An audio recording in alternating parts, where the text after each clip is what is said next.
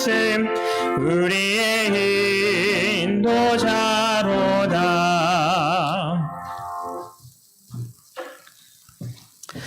안녕하십니까? 교회는 발걸음이 좀 가벼우셨습니까? 아니면 힘드셨습니까? 공부하는 게 재밌지는 않죠, 그렇죠? 재밌으십니까? 다행입니다. 이게 교리적인 부분을 조금 더 쉽게, 조금 더 재미있게 가르치면 참 좋은데 이게 참 어려운 것 같아요. 그래서 오늘은 교회에 관련된 말씀입니다. 아마 쭉 공부해 보신 분도 계시겠는데 내용이 굉장히 방대하고 막 여러 가지 이론적인 부분과 성경의 다양한 부분들을 막 언급해 있어서 저도 프린트한 게 7장입니다. 교님들한테 준 거는 이렇게 양쪽에서 4장인데 저한테 이제 7장인데요. 이거를 잘 정리하면서 함께 교회를 아는 것이 왜 중요한지, 교회의 역할이 무엇인지, 우리가 교회에서 무엇을 해야 하는지 같이 좀 살펴보는 시간이 되면 좋겠습니다. 먼저 저희 12장 교회에 대해서 정리한 기본 신조의 내용을 좀 읽겠습니다. 교회는 예수 그리스도를 주와 구주로 믿는 신자들의 공동체이다. 구약시대에 하나님의 백성들을 계승하여 우리는 세상에서 불러내신 바 되었고 예배와 친교, 말씀의 교훈과 성만찬의 거행, 온 인류의 봉사와 전 세계적인 복음의 선포에 동참한다. 교회는 그의 권위를 성육신하신 말씀이신 그리스도와 기록된 말씀인 성경으로부터 받는다. 교회는 하나님의 가족이며 교인들은 그분의 자녀로 입양되었다. 교인들은 새 언약의 기초 위에 산다. 교회는 그리스도의 몸이며 그리스도께서 머리가 되신 신앙 공동체이다. 교회는 그리스도께서 그를 성결하게 하고 깨끗게 하기 위하여 돌아가신 신부이다. 그리스도께서 승리자로 다시 오실 때 그분은 당신의 피로 나셨고 티나 주름 잡힌 것이 없이 거룩하고 흠이 없으며 모든 시대를 통하여 충성을 다한 영광스러운 교회를 맞아들이실 것이다. 이것이 교회에 대해서 전체적인 내용이 이렇게 정리된 부분입니다. 교회의 성서적 의미를 먼저 좀 살펴보면요. 성경에 나온 여러 가지 말씀을 가지고 이제 정리된 부분이긴 하지만 이 교회를 말할 때의 헬라어 말에 기록된 부분이 뭐 이 에클레시아뿐만 아니라 또 한 가지가 있지만 대부분 저희가 많이 쓰는 것이 이 에클레시아라는 단어입니다. 근데 이 에클레시아라는 단어 자체가 어떠한 뜻을 가지고 있냐면 집회, 회중이라는 뜻을 가지고 있는데 이 에클레시아 원어 자체를 이렇게 분석해 보면 어디로부터 불러냄을 받은 사람들이라는 뜻을 가지고 있어요. 그래서 이 부분을 이렇게 설명합니다. 하나님의 백성이 되기 위하여 세상으로부터 그분께 부름을 받고 나온 자들의 회집 또는 공동체, 이것을 이제 교회라고 설명을 합니다. 그러니까 어떤 건물적인 의미보다는 하나님의 백성이 되기 위하여서 주님께로부터 이렇게 부름을 받은 사람들이 함께 모여서 예배를 드리는 그 모습 자체를 이제 교회라는 모습으로서 설명을 좀 많이 합니다. 그래서 성경에 이런 교회라는 어떠한 모습들을 쭉 비교해 봤을 때에 이러한 모습을 이렇게 교회다라고 설명했는데요. 첫 번째 보면은 예배 드리기 위하여 특정 장소에 모인 신자들을 이제 교회로 이렇게 묘사했습니다. 물론 이런 건물 안에 들어와서 예배 드릴 수도 있지만 때로는 이 건물이 아닌 공간에서도 예배 드릴 수 있잖아요. 그래서 예배드리기 위해 어떤 특정 장소에 모여있는 신자들 자체를 교회라고 설명을 했었고요. 그리고 어떠한 지역에 살고 있는 신자들도 교회라는 표현을 합니다. 그래서 바울이 이 연보에 관해서 기별을 전할 때에 보면 갈라디아 교회에게 명한 것 같이라는 표현을 해요. 그래서 이 갈라디아에 살고 있는 이 성도들 전체를 갈라디아에 있는 교회라는 표현으로 이렇게 설명을 합니다. 그래서 이 갈라디아에 살고 있는 이 성도들 전체를 표현할 때에 표현했기 때문에 어떠한 지역에 살고 있는 신자들도 교회라고 묘사했고요. 또 한 개인의 가정에서 집회를 가지는 일단의 신자들. 그래서 이 신약 시대에 예배드리는 모습을 보면은 이렇게 가정에서 예배를 드리는 경우들이 있었어요, 그렇죠? 회당에서도 예배를 드렸지만 성경의 몇몇 구절을 보시면은 회당이 없이 이렇게 가정에서 예배를 드리는데 그러한 부분을 성경에서 어떻게 표현했었냐면은 아굴라와 브리스길라와 그 집에 있는 교회가라는 표현이 있어요. 그 집에 있는 교회가라는 표현을 하여서 그 집에 모여있는 성도들을 교회라고 묘사했다라고 이해를 합니다. 그래서 우리가 예전에 가정예배소라는 표현도 많이 썼잖아요. 그렇게 예배 드릴 때에 그 안에 있는 신자들의 어떠한 모습을 교회라는 모습으로서 성경이 묘사한 겁니다. 또 네 번째는 어떠한 특정한 지리적인 지역 내에 있는 일단의 회중들. 이건 거의 두 번째하고 비슷한데요. 이것은 서울이라는 범위를 더 확장하거나 좁히는 그러한 어떠한 특정한 많은 지역을 가르칠 때에 그 안에 있는 교인들 자체를 묘사하는 것이라고 해서 둘째와 넷째는 거의 비슷합니다. 그 다섯 번째는 세계 전역에 있는 모든 신자들. 그래서 이 지구상에 있는 모든 신자들을 표현할 때에 교회라는 표현도 썼고요. 그리고 성경에서는 하늘과 땅의 모든 충성스러운 피조물들이라는 표현을 쓸 때도 교회라는 표현을 썼다는 겁니다. 그래서 이 교회라는 의미를 이해할 때에 하나의 건물적인 의미도 있지만 성경에서는 주로 건물보다는 믿음으로 함께 모여서 예배를 드리고 있는 하나님의 백성들을 이야기하는 경우가 훨씬 더 많이 있습니다. 그래서 교회라는 개념은 세상으로부터 불러냄을 받은 하나님의 백성들이기 때문에 세상과 좀 달라야 될까요? 같아도 상관이 없을까요? 달라야 되는 거죠. 세상으로부터 이렇게 부름을 받았기 때문에 세상과 다른 모습이 이 교회 안에는 있다는 겁니다. 그래서 성도들의 삶도 세상 사람과 달라야 되고 이 교회의 모습도 세상과는 분명히 다른 모습이 되어야 된다는 이야기입니다. 그럼 교회의 본질은 무엇인가? 사도행전 9페이지에 이렇게 기록하고 있는데요. 이거 같이 좀 읽겠습니다. 교회는 시작. 교회는 사람을 구원하기 위해 하나님께서 세우신 기관이다. 교회는 봉사를 위하여 조직되었으므로 그 사명은 온 세상에 복음을 전하는 것이다.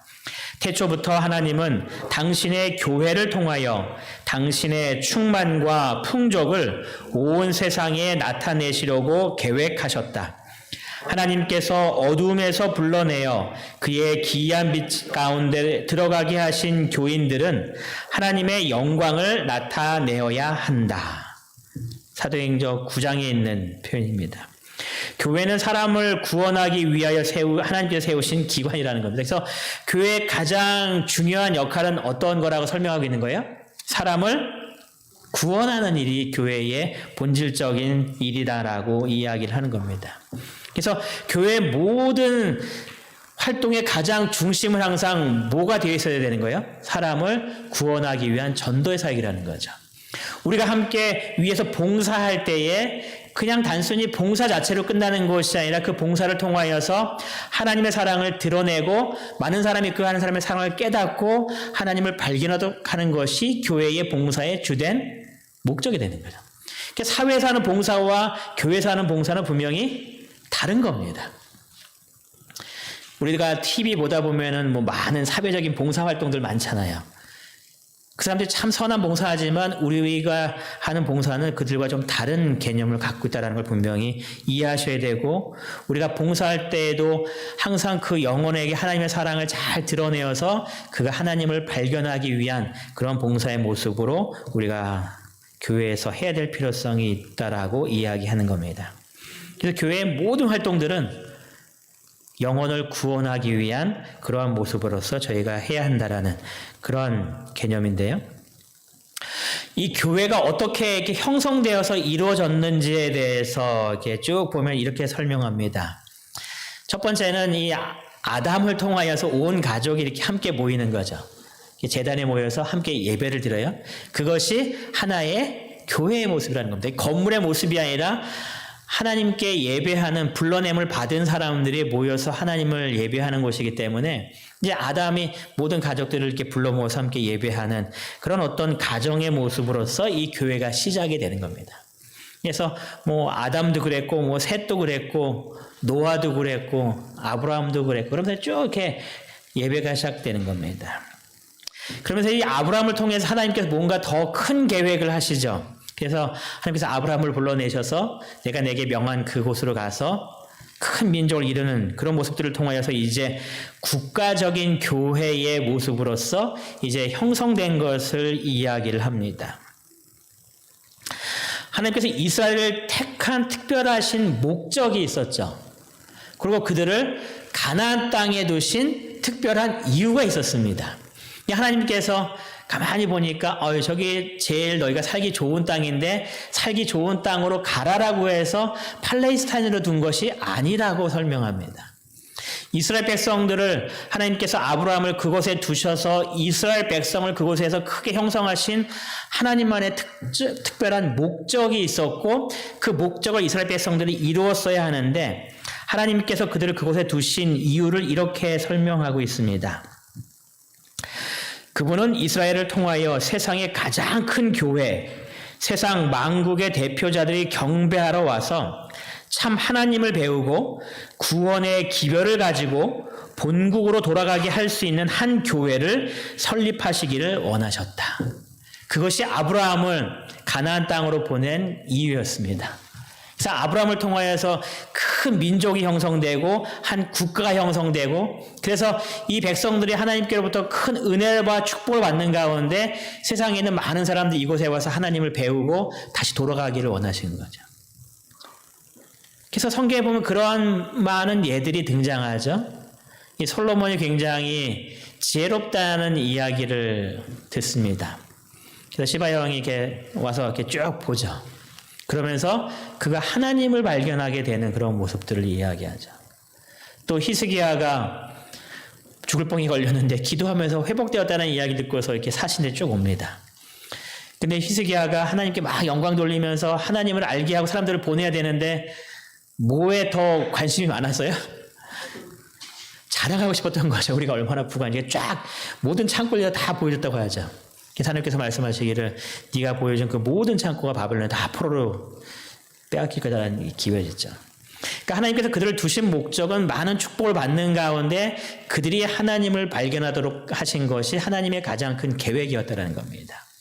그 계획이 이루어진 가장 축복된 예 중에 하나가 라합에 대한 이야기입니다. 이스라엘 백성들이 쭉 가는 여정 속에서 하나님만이 최고의 신이고 하나님만이 참신이라는 것을 라합이 깨닫고 그가 하나님께 이렇게 돌아오잖아요.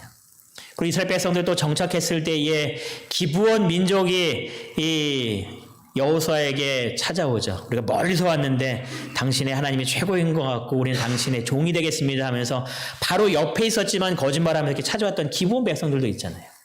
하나님을 찾고 하나님께 오게 하는 그러한 일들이 하나님께서 원하시는 계획이었다는 겁니다. 그런데 성경을 쭉 읽어보면 이스라엘 백성들이 그러한 하나의 큰 하나님을 나타낼 큰 교회의 국가의 모습으로서 하나님께 온전한 모습으로 나아갔는가? 그렇지 않은 모습이 더 많이 발견하게 되죠. 그래서 예수님께서 오시는 그때에도 이스라엘에 있는 많은 사람들이 하나님을 영접하지 않는 모습이 등장합니다. 그러면서 이제 이스라엘 백성들은 하나님께서 원하시는 교회적인 국가의 모습에서 이제 빠지고 그냥 하나의 국가적인 모습으로서만 남게 되고 그 이후에 하나님께서 제정하신 것이 신약 교회라는 것을 하나님께서 새롭게 또 이끄셨다라고 이야기합니다. 그래서 신약 교회의 구성들을 보면은 회심한 유대인과 예수님을 믿는 이방인들로서 이게 교회가 구성되어서 이렇게 복음이 또 이렇게 전파되는 그러한 일들이 시작되는 겁니다. 그래서 이게 쭉 흘러오면서 이제 지금 현재 우리가 예배드리고 있는 이러한 교회 모습으로 이제 구조적인 모습을 갖추게 됩니다. 교회에 대해서 이 설명하기 위해서 은유적인 묘사들이 쭉 또 설명이 되어 있는데요. 이 첫 번째 모습은 몸으로서의 교회를 이야기합니다. 제가 여기다는 표현을 좀 적어놨진 않았는데요. 이 기본 교리 내용에 있는 글을 보면 이렇게 이 몸으로서의 교회의 은유적 표현을 이렇게 설명합니다. 몸의 은유는 교회의 통일성과 교인들의 기능적 관계를 강조하는 것이다. 그래서 이 몸으로 비유하는 그 성경의 예가 있는데 그 몸으로서 비유한 것은 통일성, 한 몸이기 때문에 하나의 통일성이고 그 다음에 각 성도들이 하나의 어떤 기관의 역할을 하는 것처럼 서로 이렇게 관계적인 긴밀성을 이렇게 설명하고 있다라고 말하는데요. 그래서 이렇게 설명합니다. 각 기관이 하는 일이 신체에 절대적으로 필요한 것처럼 각 기관의 역할은 다 중요하죠. 위는 위대로, 또 눈은 눈대로, 손은 손대로, 발은 발대로, 코는 코대로 다 자기에게 절대적인 그런 필요성이 있죠. 그런 것처럼 각 교회의 사명의 성공적 완수도 각 교인들에게 주어진 영적 은사들이 각각 그 기능을 발휘하는 데 달려 있다. 그러니까 교회 안에 모든 성도가 다 뭐라는 거예요? 중요하다는 거죠. 하나님께서 각각의 다 은사를 주셨고 그 은사를 통하여서 이 교회가 아름다운 건강한 교회의 모습으로서 성장하기를 하나님께서 계획하셨다라는 겁니다. 그러니까 연세가 좀 많이 드셔도 필요한 건가요? 교회에서? 필요하신 거죠. 하나님께서 특별한 이제 사명을 또 부여하시고 그 일을 감당하도록 허락하신 겁니다. 그래서 내가 나이가 많아서 나 이제 교회에서 쓸모없어 그런 생각을 절대로 하실 필요성이 없는 거죠. 우리의 각 기관은 우리가 살아 움직이는 동안 계속 활동하는 것처럼 모든 성도들의 역할은 하나님께서 내게 주신 그 사명을 내 생명이 다하는 그 순간까지 끝까지 하나님께 영광 돌리면서 우리가 살아야 할 필요성이 있는 겁니다. 그래서 어린아이는 어린아이대로, 또 청년은 청년대로, 장년은 장년대로, 또 연세 많으신 어르신들은 그 나름대로의 하나님의 사명이 무엇이고 하나님께서 나를 어떻게 사용하시는지에 대해서 기도하시면서 끝까지 하나님께 충성을 다하시고 하나님의 몸된 교회를 더 건강하게 만드시는 우리 모든 성도님 되시기를 간절히 바랍니다. 또 성전으로서의 교회에 대한 모습도 기록하고 있습니다. 이 모습은 에베소서에 있는 모습을 통해서 뭐라고 설명하고 있냐면 예수님께서는 친히 모퉁이 돌이 되셨다라고 이야기합니다. 그리고 그의 안에서 건물마다 서로 연결되어 주 안에서 뭐가 되어간대요? 성전이 되어간다라고 이야기합니다. 그래서 우리 하나하나 한 사람이 이 건물이 지어지는 그런 하나의 비유를 통하여서 한 부분 한 부분을 다 감당하고 있다는 이야기입니다. 그래서 예수님께서 모퉁이 돌이 되셔서 우리 주님 안에 있는 모든 사람들이 함께 하나의 성전을 이루어가는 모습으로서 이 성전을 설명하고 있는데요. 그래서 이것은 두 가지의 큰 의미를 강조한다라고 이야기합니다. 첫 번째는 각 성도들의 성결함을 이야기한다라고 이야기해요. 왜냐하면 성전 안에는 한 부분을 하고 있기 때문에 나도 성전이 되었기 때문에 나도 성결한 삶의 모습으로 살아야 한다는 그런 것과 또 우리 모두가 하나의 교회의 모습으로서 이루어져 있다는 거죠. 그래서 우리가 미국을 가든 뭐 다른 어느 세계에 가든 다 한 교회 안에서 하나의 성전의 모습으로서 이렇게 성장해가고 있다라는 그 모습을 강조해서 한 모든 하나님의 백성들이 한 성전의 모습으로 말하고 있는 세계적 교회의 성격을 이야기한다라고 강조를 합니다. 그래서 하나의 교회를 이루고 있는 우리 모두의 모습으로서 또 세 번째는 신부로서의 교회를 설명을 하죠. 교회는 신부고 신랑은 누구라고 이야기해요? 예수 그리스도다라고 이야기합니다. 그래서 이 부분은 이렇게 설명을 합니다. 그분은 영광스러운 교회로 세우사 티나 주름 잡힌 것이나 이러한 것들이 없이 거룩하고 흠이 없는 당신의 신부가 되도록 교회를 준비시킬 수 있으시다. 그래서 하나님께서 신부가 신랑을 이렇게 맞이하기 위해서 아름답게 준비되고 하는 것처럼 하나님께서 이 교회에 있는 모든 성도들을 그렇게 준비시키는 모습으로서 이렇게 또한 설명하고 있다라고 말합니다. 네 번째는 위에 있는 예루살렘으로서의 교회. 위에 있는 예루살렘은 뭐를 이야기할까요? 하늘에 있는 예루살렘을 이야기하겠죠. 하늘 성전을 이야기하는 개념입니다. 그래서 이 땅에 있는 이 교회의 모든 것들이 하늘 예루살렘의 성전에 있는 모습이기 때문에 우리가 저 하늘 백성으로서 그곳에 살아야 함을 또한 설명하고 있는 것이고요. 또 다섯 번째는 한 가족으로서의 교회를 이야기한다라고 말을 합니다. 이 모두가 다 뭐라는 거예요? 하나의 한 가족의 개념으로서 이해한다라는 거죠. 그래서 결코 우리가 다른 어떠한 존재들이 아니라 주님 안에서 한 가족으로 이렇게 이루어져 있음을 설명하고요. 여섯 번째는 진리의 기둥과 기초로서의 교회를 이렇게 설명하기 위해서 진리의 기둥과 기초라고 이야기를 이렇게 합니다. 이 말은 무엇의 중요성을 우리에게 강조하고 있냐면 교회는 진리의 기둥이 되어야 된다는 부분을 강조하고 있는데요. 그 말은 교회는 진리에서 조금도 양보해서는 안 된다라는 이야기입니다. 교회는 오로지 진리만을 나타내야 될 필요가 있고 그 표준을 분명하게 제시해야 될 필요성이 있는 그곳이 바로 교회라는 이야기입니다. 우리의 신앙의 수준이 날이 갈수록 점점 줄어든다고 해서 교회의 표준을 낮추면 되는 거예요? 안 되는 거예요? 그건 안 되는 겁니다. 성경이 말씀하고 있는 모든 이 원칙을 다 그대로 전하고 그 원칙에 우리가 따라 살 수 있도록 교인들을 이끌어야 하는 것이 교회라는 개념이죠. 요즘 사람들이 많이 타협하는 모습으로 신앙이 바뀌어요. 그러면 세태가 그러니 그냥 교회는 그렇게 그 사람들을 이렇게 다 포용하고 만족하기 위해서 그걸 다 인정하고 그냥 다 용납해야 돼라고 말을 하지만 어떻게 보면 그것은 올바른 모습은 교회로서는 아닌 겁니다. 왜냐하면 교회는 분명한 진리를 제시하고 그 진리 안에 그들이 온전히 들어올 수 있도록 그들을 이끌어야 될 필요성이 있는 거죠. 진리가 항상 우리의 귀에 즐거울까요? 믿음 안에 있을 때는 즐겁습니다. 근데 우리가 거기서 조금 벗어났을 때는 그 진리가 우리의 귀에 즐겁게 들리지 않을 때가 분명히 있습니다. 하지만 그가 조금 벗어나 있는 상태에서 진리가 즐겁지 않다고 해서 그들에게 즐겁지 않은 얘기를 해주면 안 되는가? 아니죠. 즐겁지 않은 얘기를 해줘야지 다시 돌아올 수 있겠죠. 그래서 교회는 진리의 기둥과 기초가 되어야 된다라고 이야기합니다. 분명한 원칙을 가지고 있는 교회가 되어야 된다는 이야기입니다. 일곱 번째는 싸우는 군대 그리고 승리를 거둔 군대로서의 교회를 이야기하고 있다 말합니다. 누구와 싸우고 있을까요? 사단과 이렇게 영적인 싸움을 싸우고 있는 거죠. 그런데 이 싸움에서 교회가 질 수가 있다라는 거예요? 없다라는 거예요? 질 수는 없다라는 거죠. 그래서 승리를 거둔 군대라는 겁니다.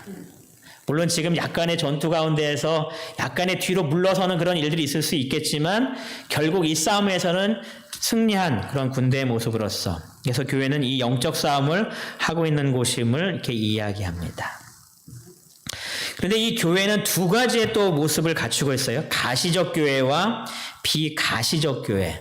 가시적 교회라는 것은 어떤 형체를 가지고 있는 교회입니다. 그러니까 현재 이렇게 조직되어 있고 이렇게 건물 안에 있는 이 교회를 이야기하겠죠. 그럼 비가시적 교회라는 무엇인가를 설명하면서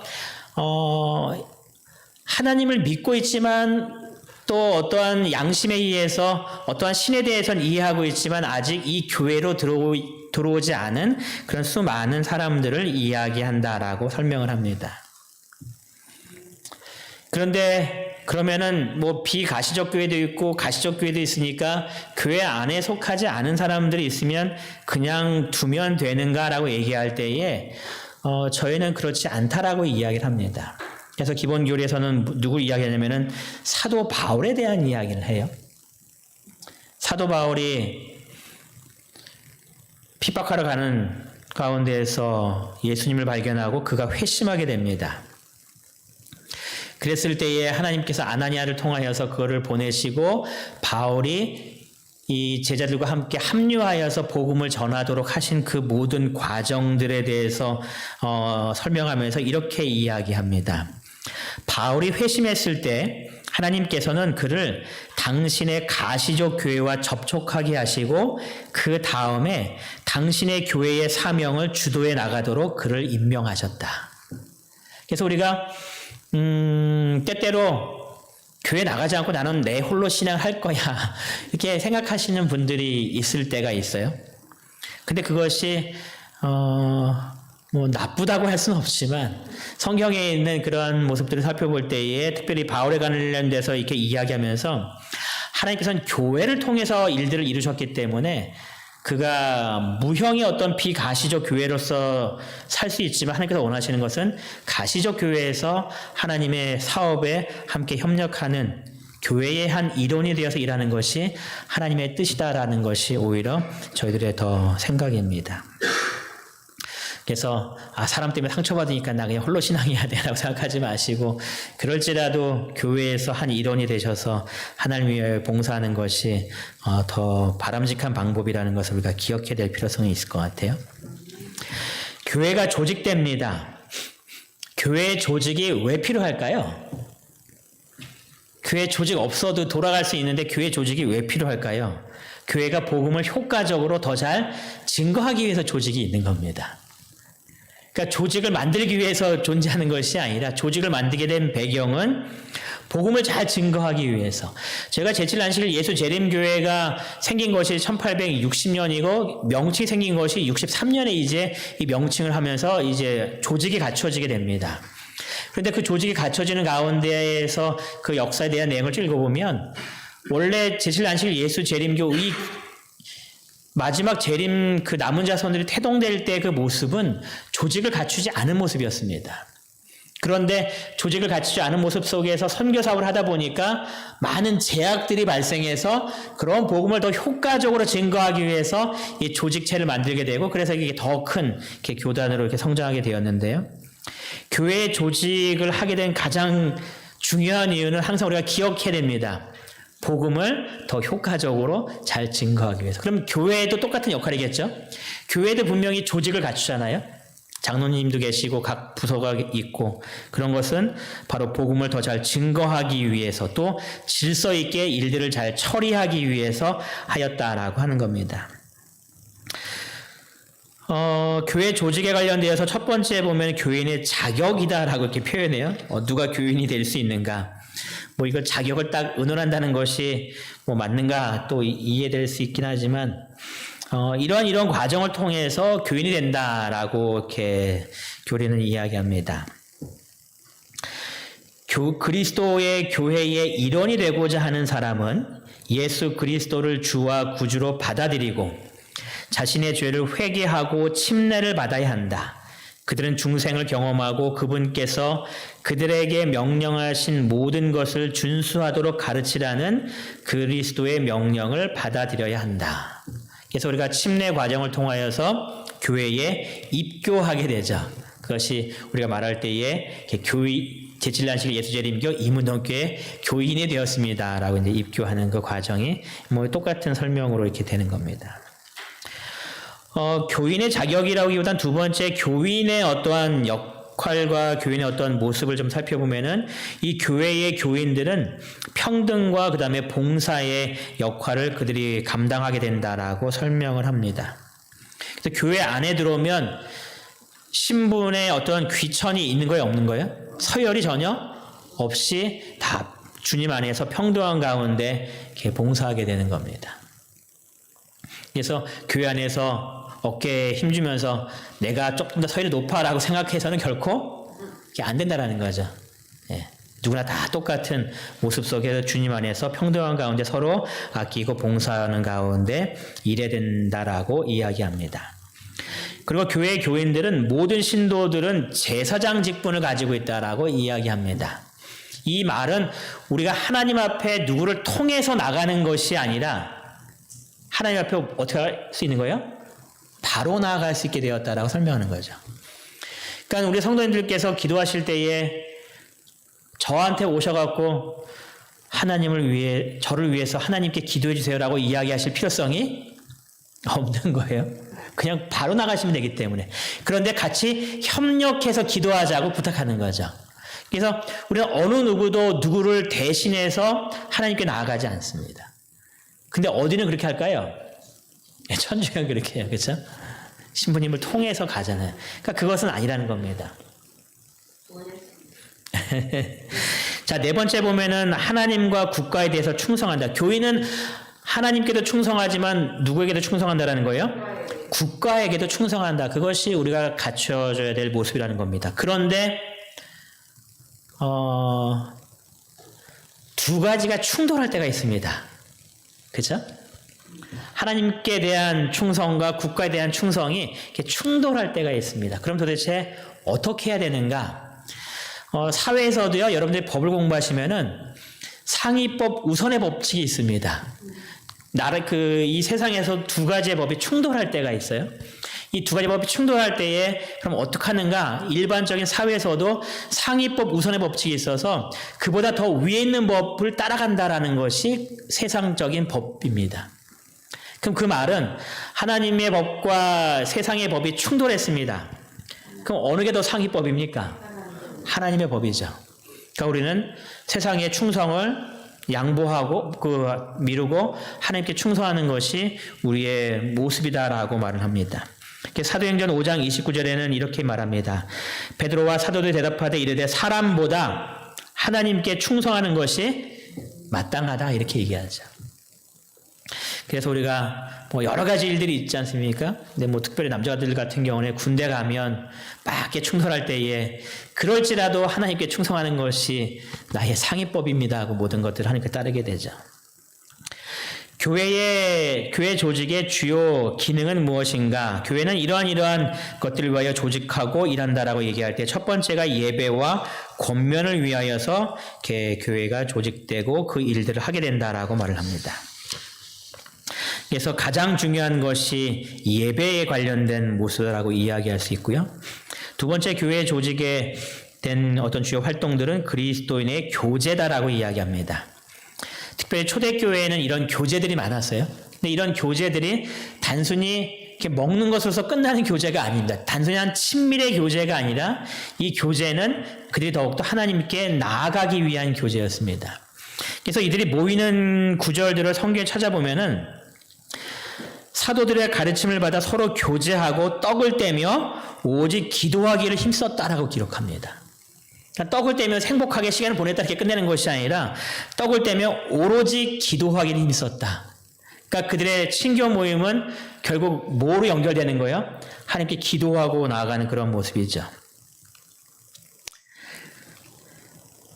그리고 또 하나의 보면요, 날마다 마음을 같이하여 성전에 모이기를 힘쓰고 집에서 떡을 떼며, 그래서 이 모든 과정에 보면 그들이 성전에 모이기를 더 힘쓰는 가운데 함께 모여서 떡을 떼고 함께 음식을 먹고 하는 모습으로서 모든 것들이 다 교회와 관련되어 있고 신앙과 관련되어 있음을 이야기합니다. 그래서 우리가 올해 소그룹을 막 이렇게 좀 부흥시키고 있는데 소그룹 할 때 가장 중심을 뭐에 둘까요? 교제에 두지만 그 교제를 통해서 뭐가 중심이 돼야 되는 거예요? 하나님께 나아가는 것이 가장 중심이 돼야 됩니다. 선교회에서 요번에 큰 소그룹 전도의 개념으로서 이렇게 이런 활동을 하세요 하면서 이제 지원금을 다 주셨단 말이에요. 그 지원금 주신 것은 단순히 좋은 데서 식사하고 또 좋은 데 가서 놀면서 재밌게 하루를 보내세요. 이게 전부가 아니라는 겁니다. 함께 이야기를 나누면서 신앙적으로 더 하나님 발견하고 우리가 더욱더 하나님께 나아가야 되는 그런 관계를 형성하고 또 새로운 구도자들을 불러 모아서 그들을 하나님께 인도할 수 있는 이것을 항상 우리의 중심에 두고 우리가 이뤄야 될 필요성에 대해서 이야기하는 겁니다. 세 번째 교회의 주요 기능은 성경 말씀을 가르치는 것이다 라고 이야기를 합니다. 저는 기본교리를 하고 있는 교회가 저희 교회만 있는 줄 알았었어요. 요즘 이 기본교리를 잘 안 가르치는 추세이기 때문에. 근데 요번에 이제 본부 지구에서 만나서 쭉 이제 교회 상황들을 이야기하는데 두 교회가 지금 기본교리를 가르치고 있더라고요. 그래서 야, 다른 교회들이 이렇게 같이 공부하는 그 모습이 있구나 하면서 되게 이렇게 놀라고 감동을 받았어요. 그래서 교회 주요 기능 중에 하나는 성경 말씀을 가르쳐서 성도들을 말씀을 증거할 수 있는 하나님의 일꾼으로 성장시키는. 그래서 화해 부인이 목회자들한테 그런 표현을 많이 써요. 설교하기보다는 가르치기를 많이 해라. 그 표현을 좀 많이 합니다. 그래서 여러분들이 이렇게 화요일날 쭉 공부하시면서 이것들을 잘 마음속에 새기시고 잘 머리에 새기시고 하셔서 가르친 거를 가지고 사람들을 만날 때에 이렇게 잘 증거하시기 바랍니다. 한 예를 들면 시우리 아버님이 이제 쭉 성경을 이제 오랫동안 같이 좀 하셨는데 그 사무실에 있는 사람 중에 안식일 교회는 이제 시우리 아빠밖에 없는 거예요. 뭐 천주교도 있고 뭐 다른 종교도 있는데. 그래서 이 시우리 아빠가 이렇게 가끔 가다가 안식일 이야기를 좀 하는 것 같아요. 그러면 주변 반응이 별로 이렇게 달갑지 않아 한다라고 이야기는 했는데 좀 어쨌든 설명을 나름대로 쭉 하나 봐요. 그러면서 자기가 알고 있는 것들, 뭐 깊진 않지만 어쨌든 제가 알고 있는 것에 대해서 이렇게 사람들에게 표현하는 그런 일들을 이렇게 하고 있다라고 몇 번 듣게 되었는데 우리가 가장 중요한 기능은 이렇게 성경을 가르침을 받고 또 가르치는 역할을 하는 겁니다. 교회 네 번째 중요한 기능은 거룩한 예식들을 거행하는 것이다라고 이야기합니다. 저희가 여러 가지 제약을 많이 받기 때문에 뭐 성찬에 관련된 것들을 하고 있지는 못하고 있는데 이런 모든 것들이 침례와 이 성찬의 이 거룩한 예식들이 교회의 주요 기능이다라고 설명을 합니다. 또 다섯 번째는 전 세계적인 복음의 선포. 뭐 이것은 교회로서 당연히 해야 될 역할 중 하나로서 이야기하죠. 자, 네 번째 교회의 통치입니다. 교회를 이렇게 다스리는 그 성서적인 원칙이 도대체 어디 있는가라고 이야기할 때에 첫 번째 이렇게 설명합니다. 그리스도는 교회의 머리시다.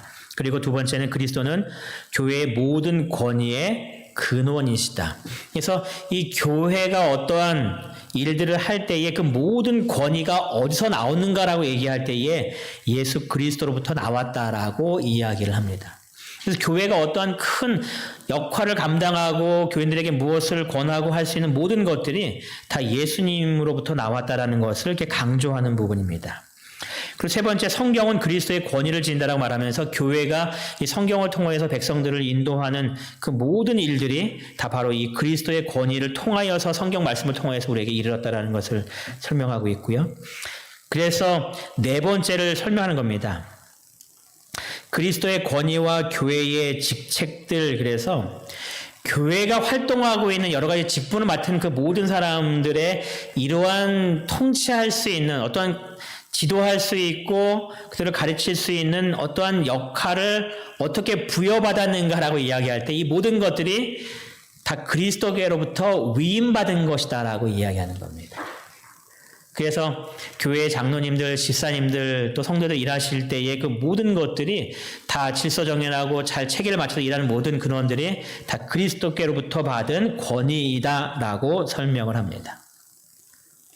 그래서 우리가 봉사할 때에 어떤 교회의 조직을 인정하는 것은 바로 그 모든 권위가 그리스도께로부터 왔다라는 것을 인정하는 개념으로서 이렇게 이야기를 하고 있는데요.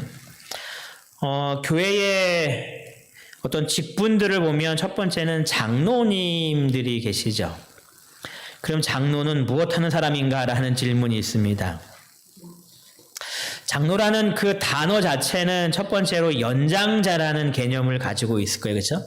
한자에서도 장자가 어른 장자를 쓰고 있으니까. 근데 이 연장자라는 개념은 단순히 나이가 많다라는 개념이 아니라 위엄과 존경을 이야기하는 겁니다. 교회의 어른으로서의 갖춰져야 될 그런 위엄과 존경을 갖춘 그런 분들을 교회의 장로로 이렇게 선출한다라는 그러한 개념이죠. 그리고 장로의 또 다른 개념은 감독하는 기능으로서 설명을 합니다. 그래서 교회가 하나님의 뜻대로 잘 나아가고 있는지를 감독하고 그렇게 나아갈 수 있도록 이끌어가는 그 역할을 이렇게 장로님의 역할로서 설명을 합니다. 그래서 좀 죄송한 말이긴 하지만 나이가 들면 장로가 되는 거야. 이 개념은 성경이 아닙니다. 제가 어떨 때 참 많이 힘드냐면 한 좀 시골 교회 있을 때에 연세 많은 집사님이 계셨어요. 남집사님이. 그러니까 주변에서 다 그러는 겁니다. 아유, 저분 언제까지 이렇게 머리도 하얗고 연세가 많은데 집사님으로 불러야 되냐고. 그래도 장로라고 불러야 되지 않겠냐고. 그러니까 올해 좀 장로 좀 주자고. 장로를 드리면 될까요? 안 될까요? 그분이 장로로서의 역할을 감당할 수 있는지에 대해서 분별하고 장로를 주는 것이 하나님께서 교회를 조직한 목적이라는 것을 우리가 잘 알아야 될 필요성이 있죠. 그래서 그분이 정말 신앙의 연장자로서 위엄과 존경을 받을 수 있는 그런 역할에 있으신지, 교회를 잘 감독하고 교회를 잘 이끌어갈 수 있는 분이신지에 대해서 분별을 해야 될 필요성이 있다. 장로라는 개념은 어떤 서열의 개념이 결코 아니라는 것을 우리가 꼭 기억해야 될 필요성이 있습니다. 그래서 나이가 들면 꼭 장로가 돼야 돼. 물론 당연히 되어서 하나님께 열심히 봉사하는 것이 중요하지만 어떤 서열적 개념으로서 이해하는 것은 바람직한 방법은 아닌 것 같습니다. 자격에 대해서 디모데전서 3장 2절부터 7절은 쭉 설명합니다. 이 성경 구절을 올린 것은 앞으로 장로님이 되실 분들이 이러한 역할로서 해야 된다는 그런 분들을 좀 알으셔야 되기 때문에 쭉 성경처 올렸는데요. 이 성경전들을 개인적으로 좀 읽어보시면 좋겠습니다. 장로의 책임과 권위, 그래서 이렇게 설명합니다. 장로는 으뜸가는 수위를 차지하는 영적 지도자이다. 이 수위라는 이 단어는 최고의 그 위치에 있다라는 그런 뜻입니다. 그래서 장로는 으뜸가는 가장 높은 자리를 차지하고 있는 영적 지도자이다. 그는 하나님의 교회를 치도록 목양하도록 선택된다. 책임에는 연약한 신자들을 붙들어주고 분열을 야기시킬 어떤 가르침에 대해서도 경계태세를 갖추는 것 등이 포함된다. 장로들은 교인 생활 방식을 실천하는 일에 모범을 보여야 하며 관대함에 좋은 모범을 보여야 한다. 이것이 저희 기본교회에서 가르치고 있는 장로님의 역할 중에 한 부분을 이렇게 설명하는 겁니다. 그래서 이 장로님의 역할은 굉장히 중요한 겁니다. 교회가 온전히 하나님의 뜻대로 나아갈 수 있도록 붙들어주는 굉장히 중요한 역할을 하고 있는 거죠. 그래서 우리가 장로님들을 뭐 하는 거예요? 존경하는 거죠. 그래서 장로들에 대하여 취해야 될 태도를 기록하면서 바울은 신자들에게 그들의 지도자를 존경하고 저의 역사로 말미암아 사랑 안에서 가장 귀히 여기라고 권하였다. 그래서 우리 장로님들을 다 이렇게 존중하고 그들을 존경하고 있는 그런 모든 것들이 바로 이 교회를 위하여 수고하는 특별한 역할로서 하나님께로부터 부름을 받은 권위를 받았기 때문에 그렇다라고 말을 합니다. 목회자도 장로예요. 그렇죠? 목회자도 장로입니다. 그래서 목회자들도 이렇게 처음 교회 나오면 안수받기 전에 반드시 장로 안수를 먼저 받습니다. 왜냐 그래야지 집례를 할 수 있어요. 그래서 교회에 처음 나오면 이 목회자들도 반드시 장로 안수를 받게 되어 있습니다. 그 말은 이 장로의 직분이 상당히 교회에서 중요한 부분임을 우리들에게 설명하고 있고요. 그리고 목회자들 나아가면 저도 이제 시골에서부터 이제 쭉 교회를 시작했지만 지금도 가만히 보면 저보다 연세 많으신 분들이 더 많으세요, 그렇죠? 다 많으세요. 그런데 나이 어린 목회자들을 존중해 주는 것은 그 권위가 하나님께로부터 왔다는 것을 인정해 주시는 그런 부분인 것처럼 모든 장로님들에 대한 생각도 똑같다라고 성경은 이야기하는 겁니다. 남집사님과 여집사님들이 있죠? 집사라는 개념 자체는 종이라는 뜻입니다. 그리고 돕는 자라는 뜻입니다. 그래서 종이라는 단어 자체가 우리의 마음을 기쁘게 하지 않지만 가장 중요한 것은 이렇게 돕는 역할을 하는 것이 집사님들의 역할이다라고 이야기를 합니다. 집사를 뽑게 된 배경을 보면은 아시는 대로 사도행전 6장 4절에 이 일 때문에 그렇습니다. 이 교회가 성장하고 더 많아지면서 이 예수님의 제자들의 역할이 너무나 커진 겁니다. 그래서 이제는 더 이상 이 성도들 일일이 돌보는 일을 감당할 수 없기 때문에 집사를 뽑기 위하여 이렇게 설명합니다. 우리는 오로지 기도하는 일과 말씀 사역에 힘쓰기 위해서 집사를 선출해야겠다라고 해서 이제 집사들이 뽑게 되는 그런 일들이 있죠. 그래서 집사님들의 역할의 가장 중요한 부분은 교회를 살피고 교회를 돌보는 그러한 일들입니다. 그래서 교리에는 이렇게 설명합니다. 집사들은 교회의 현세적인 일들을 돌보아야 할 것이지만 그들은 또한 복음 전도 사업에 적극적으로 참여해야 할 것이다. 그러니까 어떻게 보면 장로님들보다 집사님들 하시는 역할이 더 많아요. 그러니까 그만큼 더 중요한 역할을 하고 계신 거죠. 어떻게 보면 정말 일선에서 더 많이 봉사하고 뛰시는 분이 우리 집사님이다라고 생각이 됩니다. 그래서 교회가 더 잘 부흥하려면 집사님들이 그 일들을 역할을 잘 감당해 주실 때에 더 일이 아름답게 잘 되는 것 같아요. 그래서 많이 힘들고 많이 어려우시지만 이 모든 봉사가 하나님께서 나에게 맡겨주신 사명이다라는 생각으로 우리가 일하시면 참 좋지 않겠나. 예전에 그 예화 중에 이런 예화가 있었습니다. 그 카페에서 일하는 한 사람이 있었어요. 근데 이 사람이 마음속으로 이렇게 좀 불만이 생겼던 것 같습니다. 근데 어느 날 카페에 유명한 이 작가가 온 겁니다. 이 사람이 불평을 하면서 막 있는 모습을 보면서 이 작가가 이 사람을 불렀어요. 왜 그렇게 불평하냐고 했더니 나는 맨날 이렇게 청소만 하고 당신 이렇게 글도 쓰면서 이렇게 멋져 보이는데 나는 왜 이렇게 초라하냐고 했더니 뭐라고 이야기하는가.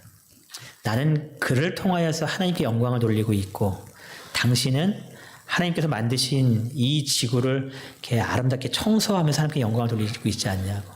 각각 자기의 맡은 곳에서 우리는 하나님께 영광 돌리고 있다라는 그런 이야기를 해줍니다.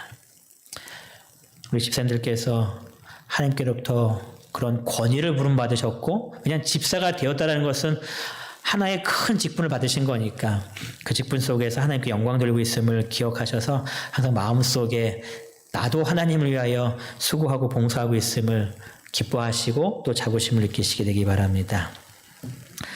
교회의 규율에 대해서 이제 마지막으로 다루고 있는데요. 이 교회의 이 규율은 특별히 이렇게 출교하는 이야기를 하는 겁니다. 예전에는 이것이 굉장히 영향력을 지녔습니다. 왜냐하면은 예전에 보면은 한 지역에서 평생을 살잖아요. 이동하는 게 거의 없고 평생 살기 때문에 이 가족 공동체라든가 이 지역 하나의 공동체로서 이 출교라는 것은 굉장히 큰 어떤 어려움을 당하게 되는 그런 일이었습니다. 근데 지금은 그렇지 않아요. 여기서 치려면 저쪽으로 가기도 하고 막 왔다 갔다 하면서 이 출교 자체가 교회에 큰 영향력을 발휘하지 않지만 그래도 교회의 안전을 위해서 교회를 올바로 지키기 위해서 이러한 것은 꼭 필요하고 이런 것을 할 때는 반드시 이러한 절차를 거두도록 되어 있습니다. 죄송한 말이지만 요즘에는 출교시키면 출교 잘 안 시킬 뿐만 아니라 출교를 시키면 옆 교회 가서 또 집사님 하고 계시고 장로님 하고 계세요. 제가 여러 지역에 있었던 일들을 좀 듣게 되었었는데 우리가 이런 것에 대해서 이러한 규율이 있음을 꼭 기억하고 교회를 보호해야 될 필요성이 있을 것 같아요. 개인적인 죄를 다룰 때가 있습니다. 마태복음 18장 15절부터 17절까지 내용을 보면은 내 형제가 죄를 범하거든 너는 그 사람만 상대하여 권고해. 그래서 1대1로 만나라는 거죠. 쭉 상대합니다. 그런데 만일 들으면 관계없지만 16절에 만일 듣지 않거든 이제 한두 사람을 더 데려가서 그와 만나서 이야기를 나누게 하고 그래도 듣지 않으면 뭐 하라는 거예요? 교회다 이야기하라는 겁니다. 왜냐하면 이 사람의 있는 현재의 모습이 그냥 놔뒀을 때에 교회를 어렵게 할 수 있기 때문에 교회를 위하여서 이 일들을 지금 진행시키고 있는 겁니다. 그래서 그들이 교회의 말도 듣지 않거든 이방인과 세리같이 여기라 하면서 그들을 이제 쫓아내는 그런 출교의 일을 하게 됩니다. 아시는 대로 저희 교리에 대해서 부정하는 몇몇 분들이 계셨어요. 그때 이러한 절차를 통해서 교회에 출교시켰습니다. 왜냐하면 빨리 출교시키지 않으면 이분들 때문에 교회가 어려움을 당합니다. 그래서 이러한 모든 것들은 교회를 보호하기 위해서 하는 그런 모든 일들이고요. 공적인 죄를 다룰 때도 있습니다. 이거는 더 큰 일이죠. 개인적인 어떤 그런 거 아니라 공공연하게 이제 벌어지는 일들. 그래서 그 부분에 대해서 이렇게 말합니다. 교회에 치욕을 가져오는 극악하고 반역적인 범죄들은 그 범죄자를 출교시킴으로 즉각 처리되어야 한다.